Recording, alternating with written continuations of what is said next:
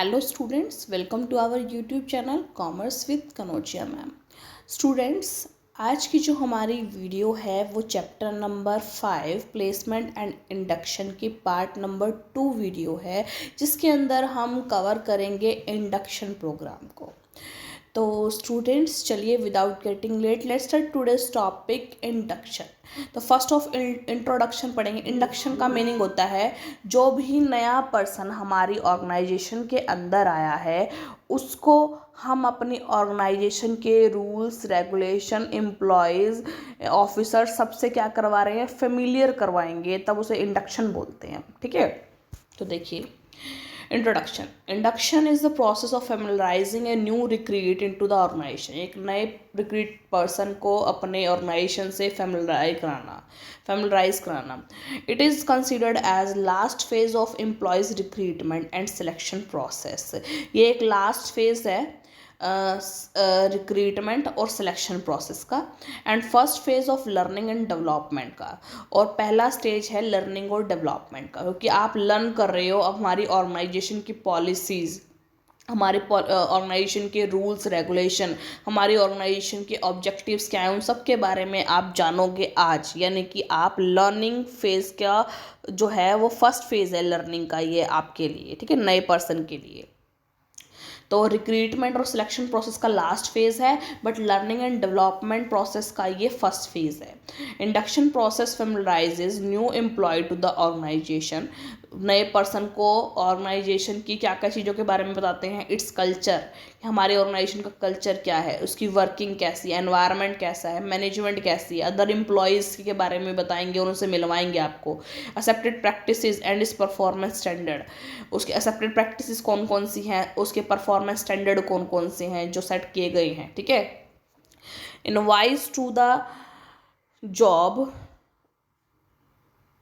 में feel insecure and nervous at the time of joining in an organisation. को जो नया पर्सन आया है जॉब के अंदर वो थोड़ा सा इनसिक्योर फील कर सकता है, नर्वस फील कर सकता है, क्योंकि वो अभी नया नया ज्वाइन हुआ है ऑर्गेनाइजेशन के अंदर। Moreover it is not easy for a new person to adjust in a new work environment. देखो, एक नए पर्सन के लिए ये ना बहुत मुश्किल है, थोड़ा सा मुश्किल टास्क है, ईजी टास्क नहीं है कि वो कैसे एडजस्ट हुए नए वर्क एनवायरनमेंट के अंदर। Induction is necessary is to make the employee feel at home and develop a sense of commitment to the job. इसलिए जो इंडक्शन प्रोग्राम है वो बहुत ज़रूरी होता है एक नए पर्सन के लिए, ताकि उसको ऐसा लगे कि ये ऑर्गेनाइजेशन मेरा घर है। ठीक है, उससे इसलिए उनसे इंट्रोडक्शन कराया जाता है ताकि वो अच्छा सा फील कर सके, एक सेंस ऑफ कमिटमेंट अपनी जॉब के लिए, मतलब उसे लगेगा कि हाँ ये जो ऑर्गेनाइजेशन है मेरा घर है, इसलिए मैं अपनी जॉब के लिए कमिटेड रहूँगा और अच्छी तरीके से अपनी जॉब को परफॉर्म करूँगा। It is important It is important to make sure that new employees are appropriately introduced to the organization all the way through a proper induction program. इसलिए बहुत important है कि जो नया पर्सन अपॉइंट हुआ है उसको ऑर्गेनाइजेशन से अच्छी तरीके से इंट्रोड्यूस कराया जाए प्रॉपर इंडक्शन प्रोग्राम के थ्रू। ठीक है, According to Michael Armstrong, induction is the process of receiving and welcoming employees when they first join a company and giving them the basic information they need to settle down quickly and happily and start the work.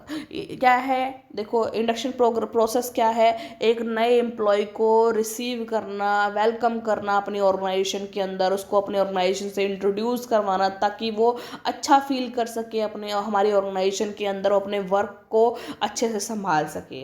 Induction has 4 AIIMS, चार उद्देश्य और M होते हैं इसके। देखो, to smooth the preliminary stages when everything is likely to be strange and unfamiliar to the starter। जो नया person आया है उसको, उसके लिए जो प्रिलिमिनरी स्टेज है ना, जो नई स्टेज है, उसके लिए स्मूथ कर देना। क्यों? ताकि उसको स्ट्रेंज और अनफेमिलियर सा न लगे हमारी ऑर्गेनाइजेशन में आकर।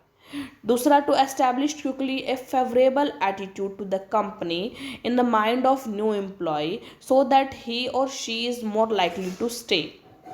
देखो, उसके माइंड में अभी हमारे बारे में कुछ नहीं पता, हम नए ऑर्गेनाइजेशन में जब वो आया है, तो उसको अच्छा फील करवाना, ताकि उसे ये लगे कि नई कंपनी के सारे लोग अच्छे हैं, कंपनी भी बहुत अच्छी है, मेरे से बहुत अच्छे से बिहेव किया आज सबने, ठीक है, उसको ऐसा लगेगा, तभी वो चाहेगा कि मैं इस कंपनी में रहूँगा। अगर उससे सब मुंह बना के बैठेंगे, गंदा बिहेव करेंगे, तो उसको कहेगा नहीं भाई, ये वर्क एनवायरनमेंट मेरे लिए सही नहीं है, मैं तो ज़्यादा दिन तक यहाँ पे रुक नहीं सकता। ऐसा नहीं होना चाहिए, ठीक है।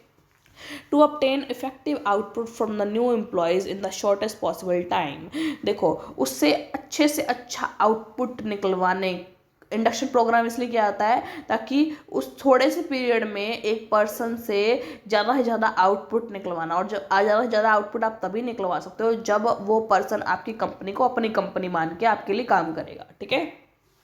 To reduce the likelihood of the employee leaving quickly, जो अगर देखो एम्प्लॉयज़ आजकल क्या होते हैं, जल्दी से ना ऑर्गेनाइजेशन को छोड़कर चले जाते हैं, तो उस जो जल्दी छोड़कर चले जाते हैं, जल्दी से टर्नओवर जो टर्नओवर रेट है लेबर की या फिर जो भी एम्प्लॉयज़ की, उसको कम करने के लिए इंडक्शन प्रोग्राम किया था, ताकि वो जल्दी से हमारे ऑर्गेनाइजेशन को छोड़कर ना जाए, ठीक है।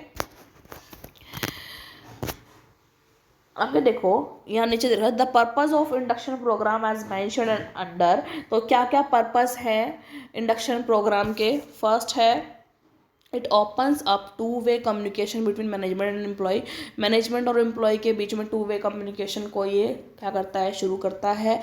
It builds up informal relation with the new colleagues, जो नया कलीग आया है उसके साथ जो है इनफॉर्मल जो रिलेशन है वो बनते हैं इसके थ्रू, और जब इनफॉर्मल थोड़े से रिलेशन बनेंगे तभी वो बंदा अपने आप को फेमिलियर समझेगा उस ऑर्गेनाइजेशन के अंदर, ठीक है। It promotes team spirit and extend sense of belongingness among employee, team spirit की भावना बढ़ती है और अपनी ऑर्गेनाइजेशन के लिए बिलोंगिंगनेस की भावना बढ़ती है कि हाँ मैं इस ऑर्गेनाइजेशन का पार्ट हूँ, मैं इस ऑर्गेनाइजेशन से बिलोंग करता हूँ, इसलिए मुझे अच्छे से काम करना है इसके लिए। It integrates employee in and across the organisation, ये इंटीग्रेट करता है, सामंजस्य बनाए रखता है एम्प्लॉयज़ का ऑर्गेनाइजेशन के अंदर और बाहर दोनों जगह। It helps employees to settle down quickly, जल्दी से जल्दी सेटल होने में मदद करता है। देखो एक नया पर्सन आया, उसको सेटल होने में थोड़ा टाइम लगेगा क्योंकि उसके लिए सारा एनवायरनमेंट नया है, तो उसको सेटल डाउन होने में मदद करता है induction programme. It helps the new employees become a productive member of the organisation as soon as possible, जल्दी से जल्दी वो क्या करे, अपनी ऑर्गेनाइजेशन की जो भी सराउंडिंग है उसको अडेप्ट कर ले और हमारे ऑर्गेनाइजेशन को अपनी ऑर्गेनाइजेशन समझे और उसके लिए अच्छे से अच्छा काम करे और ज़्यादा से ज़्यादा आउटपुट निकाले और ज़्यादा से ज़्यादा प्रोडक्टिव रहे, ठीक है। It helps employees to perform the job properly, अच्छी तरीके से जॉब परफॉर्म करने में मदद करता है। It helps new employees to minimise mistake accident at work and improve the quality of work, कि मिस्टेक कम हो, ये करने में हेल्प करता है, एक्सीडेंट भी कम हो वर्क के अंदर, and improve the quality of work, और वर्क की क्वालिटी बढ़े, इसके लिए मदद करता है induction programme. It provide benefit to both the organisation as well as employee, दोनों को ही बेनिफिट प्रोवाइड करता है ये, ऑर्गेनाइजेशन को भी और एम्प्लॉयज़ को भी। आगे है there are two types of induction programme, induction programme दो टाइप के होते हैं, formal induction programme and informal induction programme. तो देखिए in large organisation a formal induction programme is conducted to facilitate the new employee so that he get accustomed to new organization and its policy. However, in small organization, informal induction program is conducted by supervisor, buddy और sponsor system. देखो जब जहाँ पर बहुत बड़ी बड़ी organisation होती है वहाँ पर एक proper formal induction programme celebrate मतलब ऑर्गेनाइज किया जाता है, जिसमें क्या होता है क्योंकि बहुत बड़ी ऑर्गेनाइजेशन है, हर पर्सन हमें वहाँ पर अवेलेबल नहीं होगा, तो इसलिए क्या होगा एक अलग से इंडक्शन प्रोग्राम ऑर्गेनाइज किया जाएगा और उसमें जो नए पर्सन को सबसे इंट्रोड्यूस करवाया जाएगा। लेकिन एक छोटी ऑर्गेनाइजेशन है, उसमें सुपरवाइज़र सब पर्सन को बुलाकर क्या करेगा, इकट्ठा उसके सामने जो है जो नए पर्सन को इंट्रोड्यूस करवाएगा, तो वो छोटे वे में हो सकता है, सिंपल हो सकता है, इनफॉर्मल वे में हो सकता है, और फॉर्मल में क्या होगा एक अलग से प्रोग्राम उनके लिए बनाया जाएगा।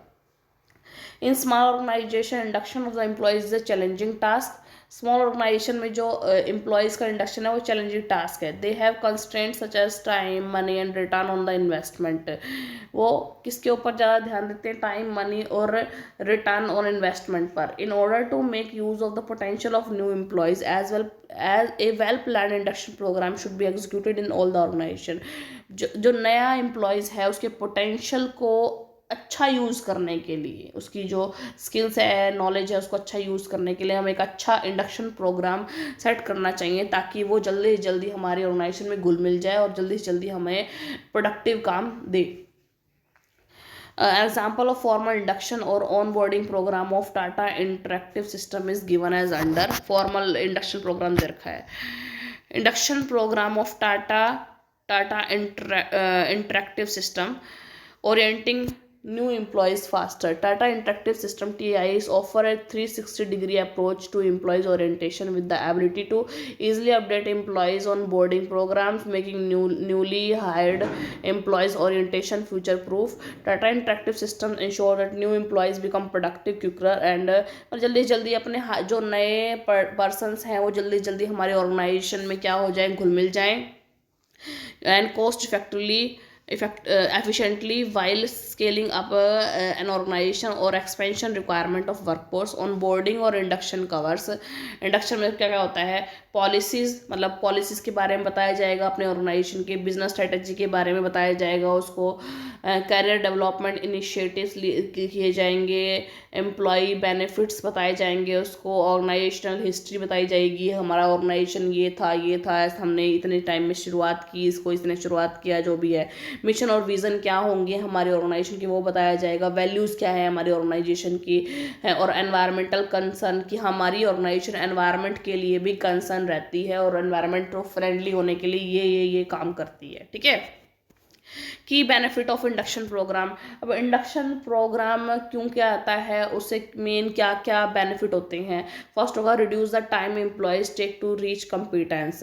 जो एम्प्लॉयज़ का जो टाइम है उसको रिड्यूस करेगा कम्पिटेंसी तक पहुंचने में। दूसरा है achieve uniform training standards across department branches and location world wide. देखो यूनिफॉर्म ट्रेनिंग को अचीव करने के लिए, मतलब एक डिपार्टमेंट में, ब्रांच के अंदर, लोकेशन के अंदर जो भी अचीवमेंट करनी है, अचीव करना है हमें यूनिफॉर्मिटी, वो इसके थ्रू हम ले सकते हैं। Offer specialised training that matches employees profile. इसके अंदर क्या होता है, स्पेशलाइज्ड ट्रेनिंग ऑफर की जाती है जिससे जो एम्प्लॉयज़ की प्रोफाइल जो मैच की जाती है कि किसको कितनी ट्रेनिंग प्रोवाइड करके कौन सी जॉब के लिए बेनिफिट किया जाएगा, बेनिफिट लिया जाएगा उससे। Update and modified programme conveniently and cost effectively. जो भी अपडेट करना और मॉडिफाइड करना प्रोग्राम को अच्छी तरीके से कन्वीनियंटली और कॉस्ट इफेक्टिवली, मीन्स कॉस्ट भी उसमें ज़्यादा ना लगे और कन्वीनियंट हो। Track learners progress and completion rate. Track करना कि जो भी लर्न कर रहे हैं उनकी प्रोग्रेस क्या है और उनकी कंप्लीशन रेट क्या है कि भी इस काम को कितनी जल्दी वो कंप्लीट कर पाते हैं। अब आगे देखिए induction process and content of induction programme कि इंडक्शन प्रोसेस क्या होती है। अगर इंडक्शन करवाना है तो आपको कौन कौन सी स्टेजेस को फॉलो करना पड़ेगा, and contents of induction programme. और इंडक्शन प्रोग्राम अगर होएगा तो उसके अंदर क्या कंटेंट्स होते हैं। The induction process starts with welcome of newly selected employees in the organisation. मतलब उनका सबसे पहले वेलकम किया जाता है, and introduction about brief history of organisation. और फिर उनको इंट्रोड्यूस कराया जाता है हमारी ऑर्गेनाइजेशन से और ऑर्गेनाइजेशन की ब्रीफ हिस्ट्री उसको बताई जाती है। The following contents are generally covered in a good formal induction programme. एक गुड फॉर्मल इंट्रोडक्शन प्रोग्राम के अंदर देखो क्या कंटेंट्स होते हैं। फर्स्ट होता है general introduction with the people with whom the employees is going to work, यानी कि हमारे और जो एम्प्लॉयज़ हैं उनसे इंट्रोडक्शन करवाना नए एम्प्लॉय का। ठीक है। दूसरा brief history and overview of the operation of the company. Company की ब्रीफ हिस्ट्री बताना और कंपनी क्या क्या काम करती है, क्या ऑपरेशन करती है, उसके बारे में बताना। The company's organisation structure. Company का ऑर्गेनाइजेशन स्ट्रक्चर क्या क्या है उसके बारे में बताना। General policy and procedure of the company. Company कौन कौन सी पॉलिसीज़ हैं, कौन कौन सी प्रोसीजर है, उसके बारे में बताना। Product range and services of the company. Company के द्वारा जो भी प्रोडक्ट की रेंजेस है, वो जो प्रोडक्ट कंपनी बेचती है या फिर बनाती है उसके बारे में बताना। और जो भी सर्विसेज कंपनी प्रोवाइड करवाती है उसके बारे में बताना। Employee facilities and benefit. अगर कंपनी एम्प्लॉयज़ को कौन कौन सी फैसिलिटीज़ प्रोवाइड करती है, कौन कौन से बेनिफिट प्रोवाइड करती है वो बताना। Fire health and safety procedure कि अगर सेफ्टी प्रोसीजर क्या है हमारे ऑर्गेनाइजेशन के अंदर, भाई अगर आग लग जाती है तो कैसे होगा, हेल्थ के रिगार्डिंग क्या क्या बेनिफिट्स आपको मिलेंगे वो। Procedures to be followed in case of grievances giving suggestion etcetera.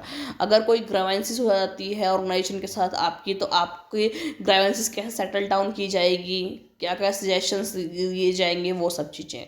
या फिर आप अगर कोई सजेशन देना चाहते हो अपने ऑर्गेनाइजेशन को तो कैसे दोगे, ठीक है। Standing orders and disciplinary procedure, जो भी ऑर्डर्स वगैरह हैं, आप किस तरीके से ऑर्डर्स आएंगे आपके पास, और डिसिप्लिनरी प्रोसीजर क्या होगी आपकी। Opportunities for training, promotion, transfer etcetera, कि आपके पास ट्रेनिंग की अपॉर्चुनिटी मिलेगी, आपको प्रमोशन की अपॉर्चुनिटी मिलेगी अगर आप अच्छे से काम करोगे, और ट्रांसफ़र भी हो सकता है आपका, ठीक है। Rules and regulation of the organisation, rules और रेगुलेशन क्या क्या है हमारे ऑर्गेनाइजेशन के, उसके बारे में आपको बताया जाएगा। Expected standard of behaviour and performance, कि आपसे किस तरीके का बिहेवियर एक्सपेक्ट करते हैं हम, और किस तरीके की परफॉर्मेंस आपसे एक्सपेक्ट करते हैं हम, वो बताया जाएगा। प्रोबेशनरी अरेंजमेंट की, जो आप जो नए नए पर्सन आए हैं उसकी प्रोबेशनरी, वो प्रोबेशन पे हैं, प्रोबेशन पीरियड पे हैं, तो प्रोबेशनरी अरेंजमेंट क्या क्या है हमारे ऑर्गेनाइजेशन में। Answer to question and clarification of any doubt of newly inducted employees, जो नया एम्प्लॉय आया है उसके अगर कोई क्वेश्चन है, उसके कोई डाउट है, तो उसको वो क्लियर करेंगे, ये चीज़ होगा उसके अंदर। Follow up of induction programme to obtain feedback, और फिर जो इंडक्शन प्रोग्राम को फॉलो अप किया जाएगा ताकि हमें फीडबैक मिल सके कि भाई उसको कैसा लगा हमारी ऑर्गेनाइजेशन के बारे में सुनकर और जानकर, ठीक है।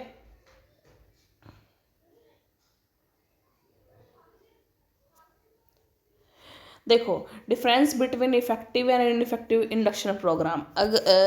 अगर हम एक इफ़ेक्टिव और इनफेक्टिव जो इंडक्शन प्रोग्राम है उसके बारे में बात करते हैं, तो दोनों में क्या डिफरेंस है। अगर इन्फॉर्मेशन करेंगे, इफ़ेक्टिव इंडक्शन प्रोग्राम में वो अच्छी तरीके से डिफाइन होगी, और इनफेक्टिव में पुअर तरीके से डिफाइंड होगी।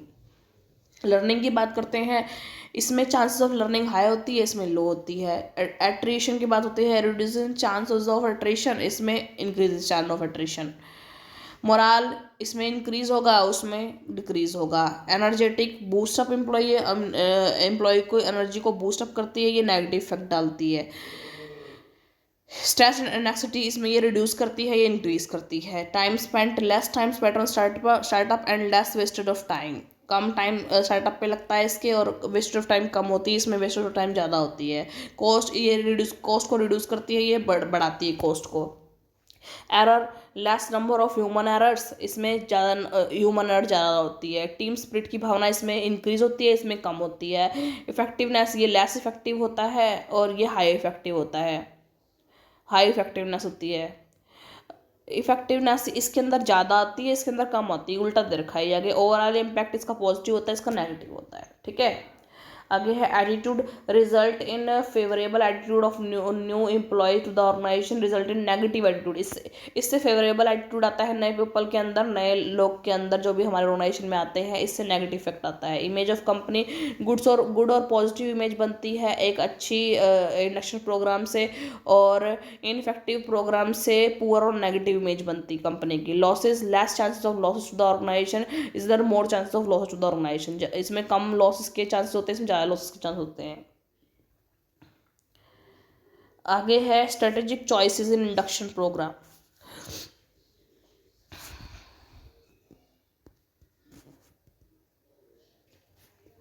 देखिए, strategic choices in induction programme, according to Aswathapa, there are 4 strategic choices to consider before designing its orientation program. Orientation या इंडक्शन प्रोग्राम को डिज़ाइन करने से पहले 3-4-5 स्ट्रेटजी होती है, 4 स्ट्रेटेजिक चॉइसेस होती हैं, कि आप इन स्ट्रेटेजिक चॉइसेस में से कौन सी चॉइस करके उसके उसके अकॉर्डिंग आपका ओरिएंटेशन प्रोग्राम को डेवलप करोगे। These are mentioned as under. First है इनफॉर्मल और फॉर्मल, दूसरा इंडिविजुअल और कलेक्टिव, तीसरा है सीरियल और डिसजंक्टिव, और इन्वेस्टिचर और डिवेस्टिचर। फर्स्ट है brief details of this strategy choices explained as under. Formal और इनफॉर्मल, द इंडक्शन प्रोग्राम में बी फॉर्मल और informal. In case of formal induction program, the company prepare a structured program and new employees are introduced according to this program. देखो, formal programme के through क्या होगा, एक proper तरीके से formal programme को स्ट्रक्चर किया जाएगा, और इस प्रोग्राम के अकॉर्डिंग उस न्यूली एंटर पर्सन को ऑर्गेनाइजेशन से इंट्रोड्यूस करवाया जाएगा। However, in case of informal induction program, new employees are directly placed on the job, and induction depends on the new employees' capability to adapt themselves to their job and organization. और जबकि informal में क्या होता है, उसको placement दे दी जाती है और उसकी खुद की एबिलिटी भाई कितनी है, वो कितना घुल मिल पाता है और अडेप्ट कर पाता है जॉब को और ऑर्गेनाइजेशन को, वो खुद की एबिलिटी पर डिपेंड कर जाता है. A formal induction programme is defined better that informal induction programme. यानी कि नॉर्मल सी बात है, फॉर्मल इंडक्शन प्रोग्राम ज़्यादा बेटर होगा इनफॉर्मल इंडक्शन प्रोग्राम से. दूसरा है इंडिविजुअल और collective induction. The second orientation or induction program choices between individual orientation or collective orientation. Conducting induction program for each new employees individually is very expensive, time consuming and impractical. However, in small organizations, this individual orientation approach is used most of the time. Collective induction approach is most frequently used by large organizations, and they further prefer a formal induction over informal induction approach. देखिए, मान लो हमारी organisation में लगा लो 100 बंदों की भर्ती हुई है. अब हर एक पर्सन को अलग अलग ऑर्गेनाइजेशन से अगर अलग अलग जाके ऑर्गेनाइजेशन से उसका इंट्रोडक्शन करवाया जाए तो एक टाइम कंज्यूमिंग प्रोसेस होगी इसके लिए. लेकिन जो छोटी ऑर्गेनाइजेशन होती है ना, तो उसके अंदर तो अपन यही करते हैं कि एक एक पर्सन को अलग अलग बता देते हैं, ठीक है. लेकिन जो बड़ी ऑर्गेनाइजेशन होती है उसमें एक फॉर्मल ओरिएंटेशन प्रोग्राम और इंडक्शन प्रोग्राम को लॉन्च किया जाता है. उसमें जितने भी सारे नए एम्प्लॉयज़ आए हैं उसको ऑर्गेनाइजेशन की पॉलिसीज़, उनके एम्प्लॉयज़, उनकी जो ऑब्जेक्टिव है उसके बारे में परिचय कराया जाता है. तो उसको बोलते हैं कलेक्टिव इंडक्शन. इंडिविजुअल एक नए पर्सन को अकेले तरीके से कंपनी और ऑर्गेनाइजेशंस का से परिचय करवाना, वो कराता है इंडिविजुअल इंडक्शन. और कलेक्टिव होता है जितने भी सारे आए हैं, 100 आए हैं तो 100 को इकट्ठे ही हमारे ऑर्गेनाइजेशन से इंट्रोडक्शन करवाना, वो होता है कलेक्टिव इंडक्शन, ठीक है. Serial or disjunctive induction. Serial or disjunctive is third strategic choice of designing orientation program. In serial induction, senior and experienced employees खुला हुआ है induction. Senior and experienced employees introduce new employee to the company.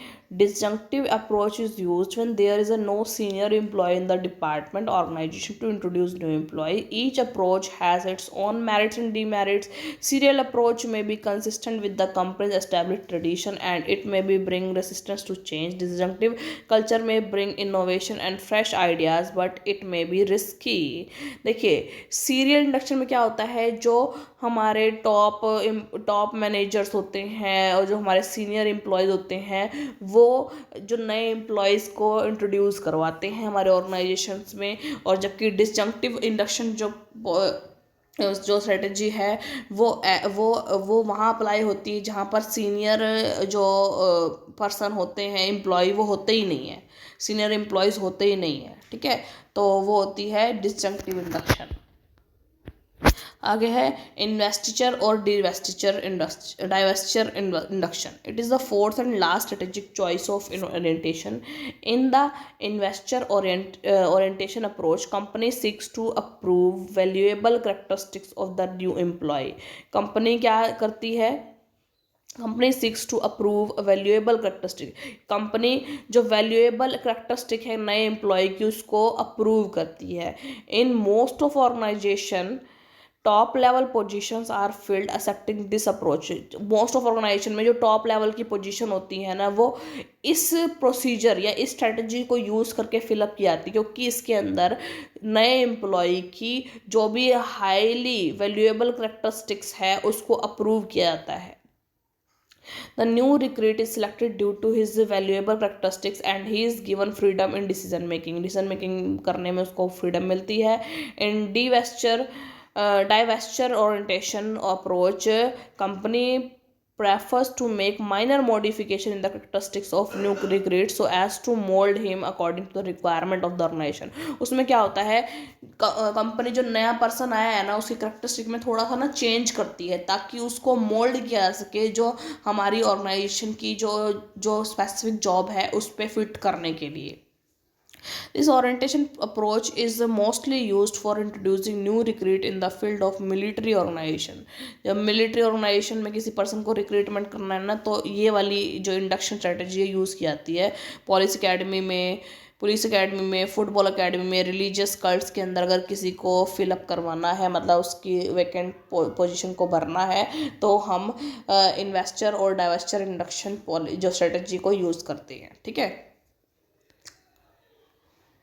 देखो the duration of induction programme में be short. भाई जो induction programme होता है जिसमें उनको इंट्रोड्यूस करवाया जाता है नए पर्सन को ऑर्गेनाइजेशन से, उसका टाइम पीरियड है वो कुछ घंटों का भी हो सकता है और लेंथी भी हो सकता है, ए फ्यू वीक्स का भी हो सकता है और पूरे मंथ का भी हो सकता है। The choice of induction programme and selection of the duration of induction program may be different depending upon the necessity and goals of the organisation.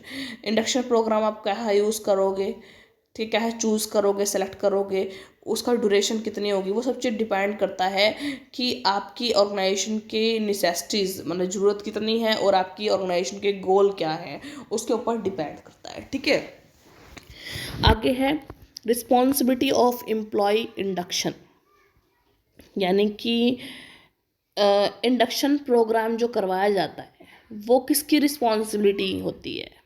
पूरा इंडक्शन प्रोग्राम करने की रिस्पॉन्सिबिलिटी किन किन ऑफिसर्स की होती है, ये बोला गया है। यानी कि कौन कौन से एम्प्लॉयज़ की रिस्पॉन्सिबिलिटी होती है इंडक्शन प्रोग्राम करवाने में, यानी नए पर्सन को हमारी ऑर्गेनाइजेशन से इंट्रोड्यूस करवाने की रिस्पॉन्सिबिलिटी किन किन ऑफिसर से, किन किन पर्सन की होती है। The overall responsibility for ensuring that an effective induction policy and program are communicated through the organization lies with the chief executive। CEO होता है जो ऑर्गेनाइजेशन का, उसके ऊपर आती है main responsibility. In addition the following key staff play a role in a new employee's induction, और उसके अनअदर मतलब वो सारी मेन रिस्पॉन्सिबिलिटी तो CEO की होती है, उसके अलावा जो पर्सनस इस प्रोसेस में इन्वॉल्व होते हैं रिस्पॉन्सिबिलिटी उनकी होती है, वो कौन कौन से हैं। फर्स्ट है HR स्पेशलिस्ट, जो ह्यूमन रिसोर्स स्पेशलिस्ट होता है ना, वो person. They are experienced and have the necessary expertise to show the way to the new employees in following different way। देखो ये पर्सन एक्सपीरियंस्ड पर्सन होता है क्योंकि ये HR से रिलेटेड है, ह्यूमन रिसोर्स से रिलेटेड है, और ये जो है इंडक्शन प्रोग्राम के थ्रू जो नए एम्प्लॉय को इंट्रोड्यूस करवाता है ऑर्गेनाइजेशन से in different way. First, establish a structured induction program for each new employee taking into account his knowledge, skills, experience and needs। एक स्ट्रक्चर इंडक्शन प्रोग्राम को create करता है, एस्टेब्लिश करता है ये, acting as the first point of contact for the new employee and responding appropriately to any inquiries request. ये क्या करता है, first point of contact as act करता है नए एम्प्लॉय के लिए, मतलब पहला कॉन्टैक्ट जो नए एम्प्लॉयज़ का इनसे होता है, HR स्पेशलिस्ट से होता है, एंड रिस्पॉन्डिंग अप्रोप्रिएटली, उनको रिस्पॉन्ड करता है तरीके से, जो उनसे पूछा गया होता है, जो वो पूछते हैं उनको अप्रोप्रिएट तरीके से रिस्पॉन्ड करता है। assisting with induction responsibilities including conducting a site tour, introducing the employees। देखो ये जो भी रिस्पॉन्सिबिलिटी होती है उसको असिस्ट करता है, जैसे कि कंपनी की साइट टूर के साथ जाता है, ये साइट टूर करवाता है कंपनी का, नए एम्प्लॉय को कलीग्स के साथ मिलवाता है, इंट्रोड्यूस करवाता है, and explaining administrative processes, daily routines, और डेली रूटीन क्या रहेगी आपके काम में, वर्किंग डे क्या रहेगा, कैसे रहेगा, ठीक है, ये बताता है आपको। Providing encouragement and listening to the employees need, encourage करता है उनको और उनकी नीड को सुनता है। Obtaining regular feedback from the new employee, नए एम्प्लॉय से रेगुलर का रोज का फीडबैक लेता है, हाँ जी आज कैसा हुआ, कैसा रहा आज का दिन, जो भी है सर, ठीक है। Continuing the induction program until the new employee has been successfully integrated into the work place. Induction programme को तब तक चालू रखना जब तक जो नया पर्सन आया है वो हमारी ऑर्गेनाइजेशन से इंटीग्रेट ना हो, सामंजस्य ना बना पाए, ढंग से रह ना पाए, तब तक वो इंडक्शन प्रोग्राम को चालू रखता है। दूसरा है line manager. They have to ensure that the induction program provides sufficient information for the new employee to know and understand। कि भाई नए एम्प्लॉयज़ के बारे में सारी मोस्ट ऑफ जो भी सफिशेंट इन्फॉर्मेशन है वो हमें मिलती रहे, ये इंश्योर करता है। फर्स्ट है their individual role and work place priority, उनका खुद का इंडिविजुअल रोल क्या है जो उस नए पर्सन का, और वर्क प्लेस प्रियोरिटी क्या है। There condition of employment and performance expectation, कि भाई परफॉर्मेंस एक्सपेक्टेशन कितनी है और वो किस तरीके से वो खुद उसको कर पा रहे हैं। देयर एथिकल और लीगल रिस्पॉन्सिबिलिटी, उनके बारे में बताएगा कि आपकी एथिकल रिस्पॉन्सिबिलिटी, लीगल रिस्पॉन्सिबिलिटीज़ क्या हैं। पॉलिसीज़ एंड प्रोसीजर के बारे में ये आपको बताएगा। Work health and safety responsibilities क्या हैं वो उसके बारे में ये आपको बताएगा। वर्क प्लेस कल्चर क्या है, क्या किस तरीके से काम किया जाता है, वो सब कुछ आपको कौन बताएगा, लाइन मैनेजर बताएगा। ये तो आपसे सारा मतलब फर्स्ट पर्सन होगा जो आपसे मिलेगा, आपको सबसे इंट्रोड्यूस करवाएगा, वो होगा एचआर स्पेशलिस्ट, ठीक है। और जो आप पर ध्यान देगा, रोज़ पूछेगा आपसे कैसा रहा आपको, ठीक है, वो। और लाइन मैनेजर होगा जो आपको ऑर्गेनाइजेशन के work culture, policies, rules regulation, इन सब के बारे में बताएगा, वो लाइन मैनेजर होगा। न्यू एम्प्लॉयज़ दैमसेल्फ, वो खुद अपने आप को इंट्रोड्यूस करेंगे अपने ऑर्गेनाइजेशन। कैसे? Induction is not just a one way process, rather a collaborative efforts where the new employees are expected to. देखो, इंडक्शन एक ना वन वे प्रोसेस नहीं है, ये टू वे प्रोसेस है, क्योंकि सामने वाला आपको इंट्रोड्यूस कराएगा, आप खुद भी तो एफर्ट करोगे थोड़ा सा सामने वाले से इंट्रोड्यूस होने के लिए। तो क्या क्या एफर्ट एक्सपेक्ट करते हैं हम एम्प्लॉयज से नए? First, actively participate in the induction program, अच्छे से पार्टिसिपेट करे, सबसे अच्छे से मिले, समझे ऑर्गेनाइजेशन के रूल्स रेगुलेशन को, सब कुछ।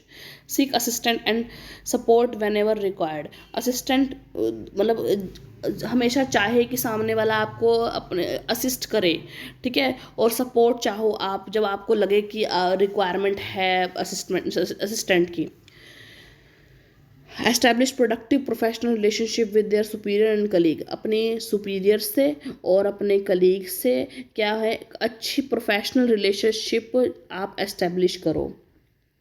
B accountable for performance expectation and behaviour standard that relate to them, यानी उनको काम मिला है उसकी जो परफॉर्मेंस एक्सपेक्टेशन से आप अकाउंटेबल रहो, जो आपको काम दिया गया है उसके लिए आप अकाउंटेबल होगे, और आपके जो बिहेवियर स्टैंडर्ड्स हैं वो आपको बता दिए गए हैं, उसके अकॉर्डिंग आप अकाउंटेबल हो, आप उसके लिए ढंग से काम करो, ठीक है। Contribute to a healthy and positive organisation culture, जो ऑर्गेनाइजेशन कल्चर है उसमें अपना कंट्रीब्यूशन है वो हेल्दी और पॉजिटिव दो, ठीक है। Critically reflect on their own performance, खुद के परफॉर्मेंस पे क्रिटिकली रिफ्लेक्ट करो कि मैंने ये काम तरीके से किया है, अच्छा किया है, इतना ही होना चाहिए, या मेरी एबिलिटी और ज़्यादा अच्छा करने में है इस काम में। Provide constructive feedback about the effectiveness of induction programme, यानी कि जो इंडक्शन प्रोग्राम प्रोसेस आपसे मांगी गई है, यानी आपकी जो इंडक्शन प्रोसेस जो गई है उसकी वो इफेक्टिव रही या नहीं रही, उसके लिए फीडबैक प्रोवाइड करते रहना कि हाँ मैं जल्दी इंट्रोड्यूस हो रहा हूँ, घुल मिल रहा हूँ अपने ऑर्गेनाइजेशन के अंदर, उस प्रोसेस के बारे में जो है उसकी इफेक्टिवनेस के बारे में प्रॉपर फीडबैक प्रोवाइड करते रहना। तो ये है हमारा इंडक्शन प्रोग्राम, हमने पूरा जो इंडक्शन प्रोग्राम का पार्ट है वो इसमें कवर कर लिया, जितने भी इसमें टॉपिक थे हमने वो सारे कवर कर लिए। तो इस वीडियो के अंदर हमने क्या क्या पढ़ा स्टूडेंट्स, इसमें मैंने पढ़ा इंडक्शन का जो है इंट्रोडक्शन पढ़ा, फिर हमने कुछ एम पढ़े या कह सकते हैं ऑब्जेक्टिव पढ़े इंडक्शन प्रोग्राम के, फिर हमने कुछ पर्पस पढ़े इंडक्शन प्रोग्राम के, देन हमने टाइप्स ऑफ इंडक्शन प्रोग्राम पढ़ा, formal induction program, informal induction programme, और फिर टाटा इंटरेक्टिव सिस्टम का इंडक्शन प्रोग्राम हमने पढ़ा कि बेनिफिट ऑफ इंडक्शन प्रोग्राम कौन कौन से होते हैं, induction process and contents of induction program पढ़ा,